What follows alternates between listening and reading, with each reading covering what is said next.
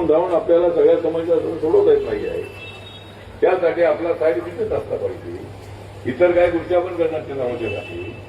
आणि त्यासाठी भारत सरकारच्या वतीनं जर आपण असे प्रोजेक्ट आणले तर त्या प्रोजेक्टना पूर्णपणे मदत करण्याचा प्रयत्न मी करणार आहे. येड्या पाण्याच्या लोकांना न्याय मिळणं त्यांना आवश्यक आहे. या महाराष्ट्रातून मी केंद्राच्या मंत्रिमंडळामध्ये केलेलो आहे. बाबासाहेब आंबेडकरांचा आशीर्वाद नसता तर कदाचित मला दिल्लीच्या टप्प्यावर पोहोचता आलं नसतं. आपल्यासाठी किशोर सारखे लोक असे असंख्य लोक जे आहेत ते माझ्या पाठीशी नसतील तर मला नरेंद्र मोदींच्या मंत्रिमंडळामध्ये जाता आलं नसतं. तर मी आपल्याला एवढं सांगतो की रिपब्लिकन पक्षाचं नाव मी देशामध्ये पूर्णपणे नेलेलं आहे. भारताच्या कानाकोपऱ्यामध्ये रिपब्लिकन जाऊन पोहोचलेलं आहे.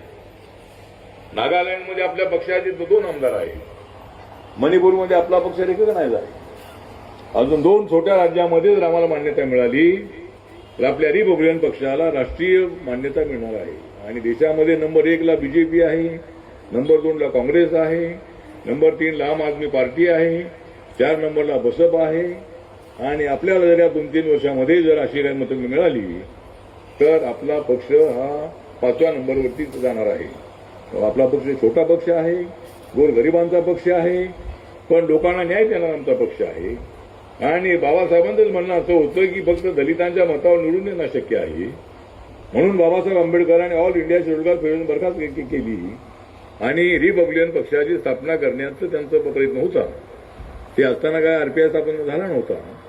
पण त्यांच्या महापरिनिर्वाणानंतर 6 डिसेंबर 1956 नंतर नागपूरमध्ये रिपब्लिकन पक्षाची स्थापना झाली 3 ऑगस्ट 1957ला. आणि हा पक्ष सगळ्या जाती जमातीचा व्हावा.